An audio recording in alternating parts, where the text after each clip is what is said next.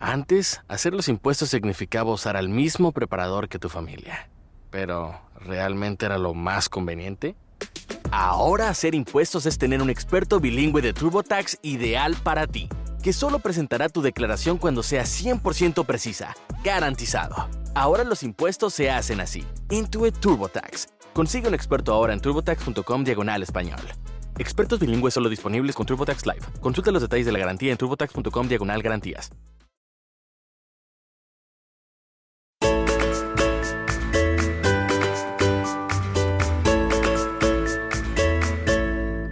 Bienvenidas y bienvenidos a este nuevo episodio del podcast de Conecta 13.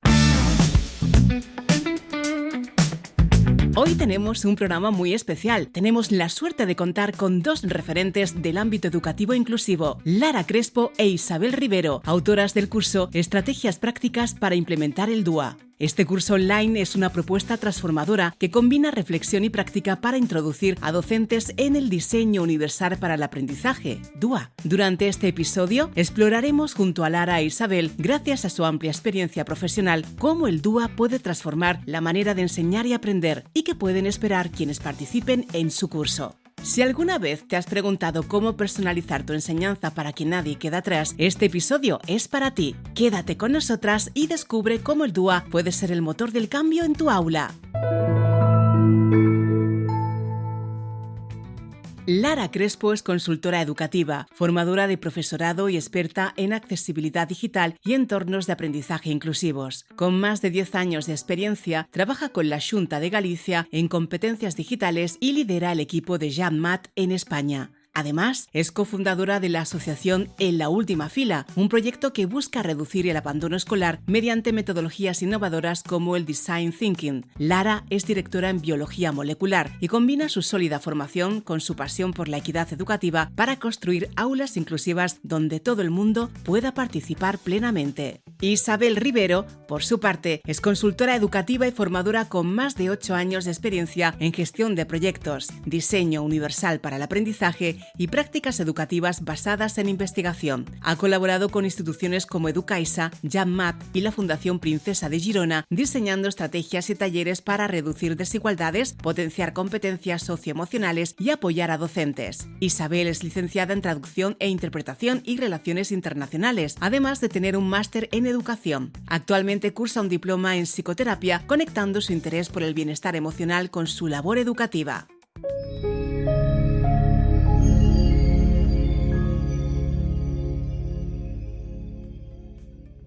Hola Lara e Isabel, muchas gracias por acompañarnos hoy.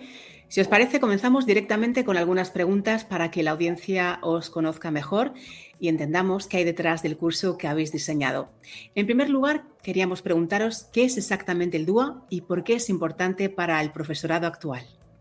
Pues el DUA, Isa y yo siempre hablamos de que una de las cosas más importantes de entender del DUA es que no es una metodología, sino que es un enfoque o una mirada pedagógica sobre, una mirada inclusiva, ¿no?, de la educación. Pero siempre decimos eso, que no es una metodología. Eso, y luego por concretar lo que la gente suele conocer del DUA, ¿no?, una especie de esquema o cuadro con un montón de información, es un poco el cuadro o las recomendaciones en las que se concreta este enfoque inclusivo de la educación, ¿no? Se concreta en una serie de recomendaciones, pero al final no deja de ser eso, un marco o un enfoque más que una lista de recomendaciones, ¿no? Uh-huh. ¿Y hubo algún momento o experiencia en vuestra trayectoria que os hiciera ver la necesidad de trabajar con este marco, con el marco DUA? Pues aquí hablo un poco por las dos, creo, y luego Isa, si quieres, también añade tus experiencias, pero las dos empezamos a trabajar como profesoras en entornos, de alta complejidad, sobre todo en Madrid, ¿no? Empezamos a trabajar. Yo especialmente trabajé con FP básica, con formación profesional básica, en la que yo soy muy defensora de la FP básica, pero que es un entorno en el que te encuentras mucha diversidad en el aula, con alumnos con diferentes trayectorias de vida, con diferentes discapacidades, neurodivergencias, niveles socioeconómicos y culturales diferentes. Pues es un espacio en el que realmente vives la diversidad, ¿no? Y esa experiencia de trabajar en esas aulas y después muchos años acompañando a profesores en esos entornos y observando muchas aulas, pues me ha ido acercando al concepto de equidad y de inclusión educativa. Sí, un poco en mi experiencia parecido, ¿no? Yo no di clase en FP básica, pero di clase en la ESO, en un centro también en el que, bueno, en un barrio al sur de Madrid, en Usera, que para el que no conozca Madrid, pues es un barrio con una multiculturalidad inmensa, ¿no? Muchísimos de mis alumnos, bueno, de hecho, la clase que yo tutorizaba, pues de los veintitantos que eran, solo dos tenían origen español, ¿no? Solo dos de ellos, sus padres habían nacido en España. Muchos de ellos sí que habían nacido en España, pero pues imaginemos, ¿no? Unas culturas muy diferentes, incluso lenguas maternas muy diferentes, neurodivergencias, como dice Lara, un poco situaciones socioeconómicas pues muy diversas y algunas muy complejas. Entonces, pues ahí te das cuenta de que hay pocas respuestas, ¿no? En el día a día, en el aula, que puedan dar solución a tanta diversidad y a tanta complejidad en el aula, ¿no? Y uno busca recursos y busca la manera de intentar pues poder llegar a todo su alumnado, porque claro, si no intentamos eso, al final yo en mi clase estaría abandonando a la mitad de mis alumnos porque diría, bueno, ellos no llegan a mí, pues ya está, ¿no? Y en realidad soy yo la que tiene que intentar llegar a ellos y el sistema el que tiene que intentar llegar a todo el alumnado. Entonces fue un poco esa la motivación. ¿Y me podías decir qué es una barrera? Pues una barrera es aquello que dificulta la participación en el aprendizaje del alumnado. Y una de las cuestiones más importantes a tener en cuenta con las barreras es que hace que movamos el foco desde el alumno al diseño. Es decir, son todas aquellas cosas del diseño de las experiencias de aprendizaje o del sistema que imposibilitan o dificultan la participación y el aprendizaje del alumnado. Sí, al fin y al cabo, bueno, por añadir simplemente serían obstáculos, ¿no? Que nos encontramos en el camino. Yo creo que la idea de o sea, la metáfora o la imagen de una pista de carreras con las barreras, ¿no? Con los obstáculos, pues es bastante representativo, y estos son los obstáculos que se van encontrando en nuestro alumnado. Y por desgracia hay alumnos que en vez de encontrarse con 2 o 3 barreras se encuentran con 10, con 15, con 30 o con todas las posibles barreras que te puedes encontrar. Entonces la idea es eliminar esas barreras todo lo posible. Claro. ¿Y qué barreras comunes habéis identificado en los entornos educativos y cómo el DUA puede ayudar a superar estas barreras? Bueno, barreras, las más... Yo empiezo así un poco como por las más evidentes, ¿vale? Pero luego, Lara, dale tú con las menos evidentes, que son las más interesantes, yo creo. Pero al final, barreras que todos los docentes conocemos son barreras más quizá... Pues como lo que estaba un poco diciendo antes, ¿no? Por ejemplo, el lenguaje que utilizamos en nuestras clases, pues suele ser una lengua vehicular común para todos, ¿no? Y no tenemos en cuenta pues, que existen barreras en el entorno que son, bueno, hay alumnado que no conoce esas lenguas. Entonces, nuestra manera de diseñar la clase no se adapta a esos niños que no entienden esta lengua tan fácilmente. Y ya no tiene por qué ser niños que no compartan la lengua materna, sino diferentes culturas, diferentes niveles socioeconómicos. Entonces, ¿qué podemos hacer nosotros, los profes, para eliminar barreras en cómo llega la información? Pues una de ellas sería, por ejemplo, utilizar también imágenes, gráficos, utilizar glosarios, utilizar diccionarios adaptados o lo que sea, ¿no? Pero bueno, estas son como las barreras más evidentes, ¿no? Las que todo el mundo, pues claro, si tengo un niño que no habla español, pues tengo ahí una barrera muy evidente, ¿no? Pero le doy paso a Lara porque creo que las más interesantes no son tan evidentes. Así, cuéntanos un poco. Sí, o sea, las no evidentes yo creo que se encuadran más en el ámbito de lo cognitivo, de lo motivacional, ¿no? El aprendizaje, para que ocurra un aprendizaje profundo y duradero, es muy importante que haya, por ejemplo, motivación. porque la motivación nos ayuda a prestar atención sobre lo que estamos haciendo, es decir, a pensar sobre lo que hacemos, que es una de las características principales de que el aprendizaje, para que el aprendizaje sea profundo. Entonces, si no estamos motivadas o motivados, es difícil que el aprendizaje ocurra de manera profunda. Y para ello el DUA nos da ideas prácticas de cómo motivar al alumnado. Por ejemplo, poniendo objetivos claros a lo que estamos haciendo, ¿no? Muchos alumnos no están motivados porque no saben lo que estamos haciendo o para qué nos sirve. Y no hablo de para qué nos sirve un aprendizaje desde un punto de vista utilitarista, de esto me sirve para para hacer la compra. No, también de por qué es interesante aprender sobre literatura del siglo XVII. Pues hay una razón, ¿no? Saber muy bien los objetivos puede ser una práctica que utilicemos en el DUA, conectar con los intereses del alumnado, es decir, conocer muy bien a mi alumnado para saber qué le interesa y poder conectar lo que está pasando en la escuela con ellos, etcétera. Y luego también las cognitivas, ¿no? Por ejemplo, alumnado que necesita pues, usar plantillas en las que haz la respuesta aquí, haz la respuesta allá, usar organizadores gráficos, usar calculadoras, usar cuestiones que anticipen lo que va a pasar.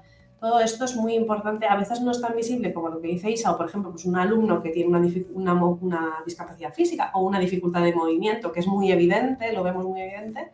Hay otras que no son tan evidentes, pero que están ahí y son barreras que el propio diseño y el sistema educativo pone a los alumnos. Sí, por así como hacer un poco el esquema, ¿no? Tenemos las barreras más tangibles, que son las evidentes, las que todos vemos o escuchamos, ¿no? Pues un alumno con problemas de audición, por ejemplo, un alumno que no ve bien y no lleva gafas, pues porque le acaban de encontrar este problema, ¿no? Y no sé, cualquier cosa, ¿no? Pero pensemos también en las barreras, como decía Lara, no tangibles, las motivacionales, como pues bueno, cómo estamos diseñando nuestras clases para que no sean tan apasionantes como podrían o cómo podemos llamar la atención de todos estos niños que están un poco pues sin entender muy bien por qué tienen que estar ahí y por qué tienen que aprender eso, ¿no? Muy interesante. ¿Y qué feedback habéis recibido de docentes que ya trabajan con el DUA? ¿Y qué cambios habéis visto en esas aulas que implican ya este enfoque? Pues creo que uno de los... Hablábamos de esta pregunta antes, porque bueno, nos han chivado las preguntas antes, entonces ya las habíamos reflexionado un poquito. Hablábamos Isa y yo sobre esto y queríamos hacer una puntualización, ¿no? Que es el feedback de los docentes es importante, pero sobre todo es importante el feedback de los alumnos y de las familias. Porque una de las cuestiones que a las dos más nos movilizan para estar trabajando sobre inclusión y sobre DUA es que hay mucho alumnado que está segregado en la escuela, que está abandonado, que se le excluye de los espacios en los que tienen derecho a estar. Y para mí el feedback de las familias y de los alumnos que han sido relegados, que les han puesto trabas, que el diseño del sistema les pone trabas todo el rato, es el que más nos mueve, ¿no? Y más nos importa. Y cuando tú ves a un alumno o una alumna que está integrada en el aula, que aprende, que se le ilumina la cara, que va progresando año tras año y que llega hasta donde tenga que llegar, es que no hay nada mejor que ese feedback. Y por supuesto, los docentes que están en esas clases en las que los alumnos están aprendiendo, somos docentes más felices, diría incluso, ¿no? Porque una de las quejas de todos los profes es que no aprenden, es que están desmotivados. Bueno, pues cuando tú aplicas cosas X, o sea, lo que sea que apliques y ves que hay mejoras, eso es lo que a ti te mueve, porque es lo que nos mueve en nuestra profesión, ¿no? El aprendizaje del alumnado. Y por contestar a la otra parte, que ya Lara te ha contestado a la primera, un aula, ¿cómo sería un aula con un enfoque DUA? Bueno, no existe una manera, ¿no? No existe solo una manera, es un enfoque muy amplio y muy diverso y dependiendo de la barrera será diferente porque habremos eliminado diferentes barreras, ¿no? Pero por dar algunos ejemplos o poner alguna Sí, bueno, dar un poco de algunas ideas, ¿no? Dar un poco de luz a cómo podría ser una clase DUA. Yo creo que una de las primeras ideas que a mí me viene a la cabeza es un espacio en el que no todo el alumnado está haciendo lo mismo todo el rato. Confundimos muchas veces equidad con homogeneidad, ¿no? Pensamos que la equidad es lo mismo que la igualdad y que todo el mundo tiene que hacer todo igual. Para que todo el mundo, para que sea un sistema justo, tenemos que darle exactamente el mismo sistema de evaluación a todos los alumnos, el mismo examen para todos, ¿no? Esto es lo que casi todos estamos acostumbrados en nuestra etapa educativa y creo que todavía se hace bastante, ¿no? Es algo muy mayoritario. Y esto no es equidad, ni mucho menos, ni es atención a la diversidad de ningún tipo, porque podemos llegar a aprender lo mismo de maneras diferentes. Entonces, lo que tenemos que intentar es que en nuestra aula, en nuestro diseño de las experiencias de aprendizaje, exista esa diversidad, ese menú variado, ¿no? Es como yo siempre, me gusta también la metáfora de ir a un restaurante y encuentras que solo hay 3 tipos de platos o solo hay un plato. Claro, pues si vas con una mesa de 20 personas y una persona es intolerante a la lactosa o una persona es celíaca, muy probablemente se queden sin comer. Y no es que no tengan hambre, es que no pueden porque solo tienen una opción, muy probablemente, ¿no? Sin embargo, si les damos un menú un poco más variado, con diferentes opciones, pues muy probablemente todos puedan llegar a comer algo. Pues un poco lo mismo, ¿no? Debemos intentar entender nuestra aula como un espacio abierto con ofertas diferentes para llegar a ese conocimiento o esas habilidades que tenemos que adquirir, ¿no? Se pueden adquirir de muchas maneras, entonces podemos imaginarnos un aula pues cooperativa, con rincones, con grupos en los que quizás hay un rincón en el que hay niños que están trabajando de manera individual, escribiendo de manera un poco como la más tradicional, pero puede haber otro rincón en el que se trabaja pues de manera más manipulativa, ¿no? En matemáticas esto se ve muy bien, pero bueno, en otras asignaturas por supuesto que también se puede hacer. Otro rincón en el que quizás está el profe o la profe ayudando, guiando, dando un apoyo un poco más personalizado. Otro rincón en el que, pues, no sé, se trabaja por equipo o se trabaja de manera un poco más creativa, ¿no? Entonces, bueno, imaginemos un aula en la que no todos hacen lo mismo todo el rato. Y esto es lo que a mí me ayuda sobre todo a imaginar. No sé, Lara, si tiene algo más que... Sí, total. Yo creo que en la variedad está el gusto. Ir cambiando las metodologías y adaptándote a las cosas que vas viendo en el aula es lo más importante. Hay un compañero que dice hay que ver a los alumnos y creo que esa es la clave del DUA y de la inclusión y de una buena profesión. Estupendo. ¿Y a quién iría dirigido este curso? ¿Qué tipo de perfil docente se beneficiaría más de este curso? Pues este curso va dirigido a cualquier profe en realidad, desde un profe de infantil hasta grado superior, universidad, incluso podría hacerlo, pasando por todos los espacios intermedios, porque a veces, sí que es verdad que me he encontrado a veces a profes que dicen, pero el DUA no es solo para alumnos con necesidades educativas especiales. No, para nada, el DUA es para todo el alumnado, para diseñar para todos y todas, y entonces cualquier persona que esté metida en el mundo de la docencia, incluso a personas que hacen docencia para personas adultas, también podría ser interesante. Sí, para todas las etapas, nuestro diseño, el curso está abierto a todo el mundo, ¿no? Eso sí, lo que también hablábamos Lara y yo antes es que sí que este curso lo va a aprovechar mucho más aquel docente o aquella docente que tenga esas ganas de llegar a todo su alumnado y esa curiosidad por, oye, realmente, ¿cómo puedo hacerlo, no? Pues es un proceso de cambio, ¿no? Sobre todo si estamos acostumbrados a una manera de enseñanza más tradicional, pues claro, esto es un cambio y conlleva tiempo, conlleva cierta preparación, cierto ensayo-error también, ¿no? Pero al final, si uno tiene ganas y si uno cree realmente que la enseñanza es para todos y creemos en los derechos humanos y en los derechos de la infancia, al final este curso es para ti porque pensamos que lo va a aprovechar, ¿no? Y que va a querer realmente sacar ideas e implementar algunas de estas estrategias que te proponemos. Uh-huh. Y si alguien que nos está escuchando se lo está pensando, ¿por qué creéis que es necesario implementar el DUA en las aulas de hoy? Pues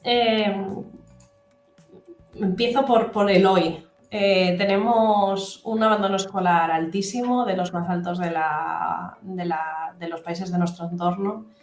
Tenemos un abandono escolar en FP básica que ronda el 60%. Tenemos alumnos segregados en aulas y en colegios, en otros colegios, ¿no? de educación especial. Y creemos que es el momento ya de, digamos, remangarnos y poner el foco en la inclusión real, ¿no? Históricamente ha habido muchos momentos de inclusión en los que, bueno, desde que estaban completamente separados hasta que las personas con discapacidad y con neurodivergencias estaban en los coles, pero en otras aulas. Ahora ya estamos más o menos, queda mucho trabajo por hacer, estamos todos en las aulas, pero sigue habiendo mucha segregación en los centros educativos. El sistema está pensado también un poco desde esa óptica y es el momento de ponernos con esto, digamos. El objetivo del sistema educativo para nosotras, ¿no? Va mucho por ahí ahora.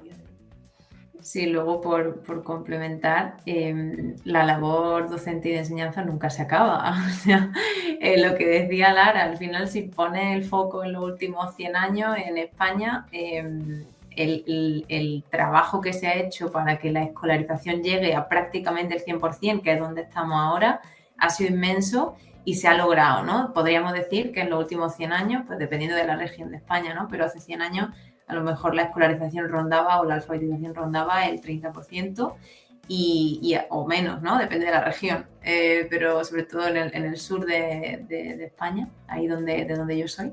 Creo que Jaén, de hecho, de donde yo soy, creo que era en la provincia con mayor porcentaje de analfabetismo, ¿no?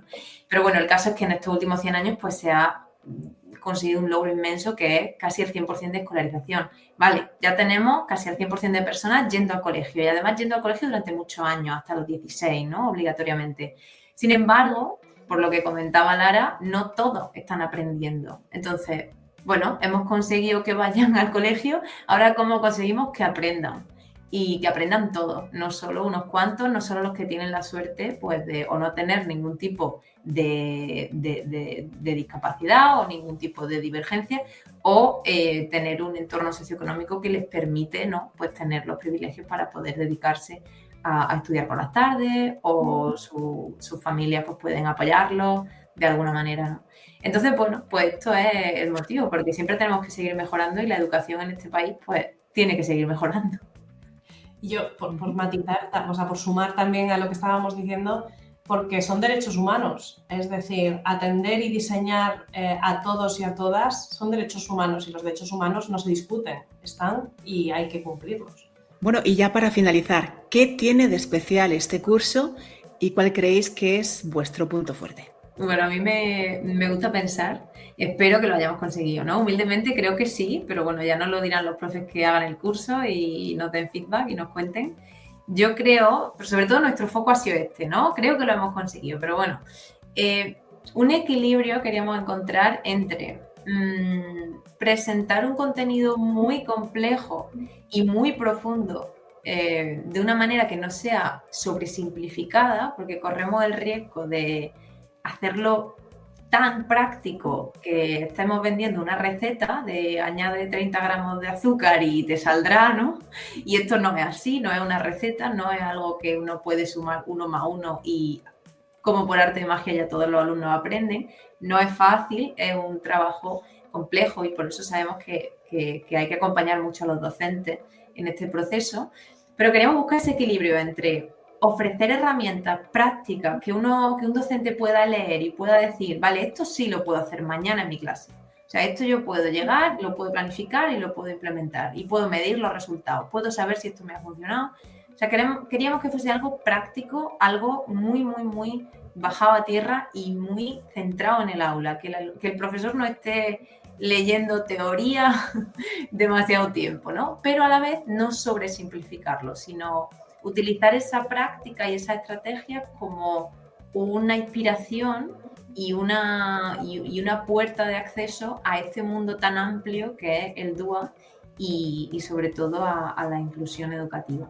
Entonces, bueno, ese equilibrio entre teoría y práctica creo que lo hemos conseguido. Ya nos dirán los profes. Iba a sumar que es verdad que creo que está muy anclado en el aula, ¿no? Creo que da ejemplos, tiene muchos ejemplos prácticos, casos, estudios de casos de, bueno, esta es una clase, pasa esto en la clase, ¿cómo lo ves? ¿Qué harías tú? Estas son las barreras, etcétera.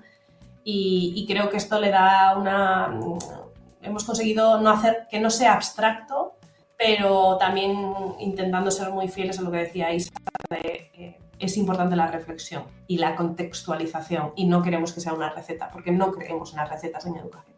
Reflexión y acción, ¿no? Las dos, un poco ahí intentando aunar con lo difícil que eso es, ¿no? Bajarlo a tierra, pero teniendo en cuenta que son cosas muy complejas y que dependen mucho del contexto también. Entonces, bueno, Bueno, yo simplemente quería animar a los profes que se animen, que prueben, que puede ser algo abrumador al principio, ¿no? Sobre todo si vemos que de todas las estrategias que proponemos no hay ninguna que hayamos probado antes o pensamos que es un cambio demasiado radical. Bueno, es mejor dar un paso que no dar ninguno, ¿no? Entonces, no imaginemos tampoco como una montaña inmensa a escalar, sino pasito a pasito, ¿no? Y bueno, pues quizás de hoy a mañana mi clase no va a ser totalmente inclusiva, pero un poquito más inclusiva sí que puede ser. Entonces, yo animaría a los profes a encontrar una barrera para un alumno, aunque sea, ¿no? Pensemos en un alumno y pensemos, vale, este alumno se encuentra esta barrera en la manera en la que yo diseño mi clase. Intentemos derrumbar esa barrera o quitar esa barrera del camino y a ver qué pasa. Y yo creo que de esa manera podemos también motivarnos, ¿no? Entonces, bueno, paso a paso y con calma y con mucho ánimo, porque lo hacemos por el amor a nuestra profesión que tenemos. Así que yo los animo a que no se abrumen, que también se cuiden en el proceso, que puede ser muy abrumador, pero que estamos aquí también para acompañarlos si hay cualquier duda, incluso si hay algún momento de decir, esto me parece muy complicado, ¿cómo lo hago? Bueno, pues que nos cuenten y podemos ayudar en lo que sea. Es un curso muy acompañado también, entonces pues para el que pueda hacer el curso, pues ahí estamos para lo que sea.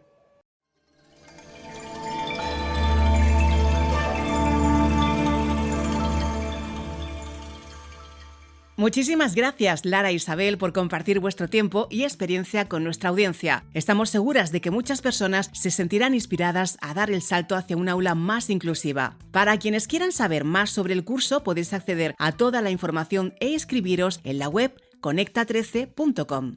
Esperamos que hayáis disfrutado de este programa. Gracias por elegirnos. Nos encontramos muy pronto y no olvidéis estar al tanto de todas las novedades y noticias de Conecta 13 en nuestras redes sociales. Antes, hacer los impuestos significaba usar al mismo preparador que tu familia. Pero, ¿realmente era lo más conveniente? Ahora hacer impuestos es tener un experto bilingüe de TurboTax ideal para ti, que solo presentará tu declaración cuando sea 100% precisa, garantizado. Ahora los impuestos se hacen así. Intuit TurboTax. Consigue un experto ahora en turbotax.com/español.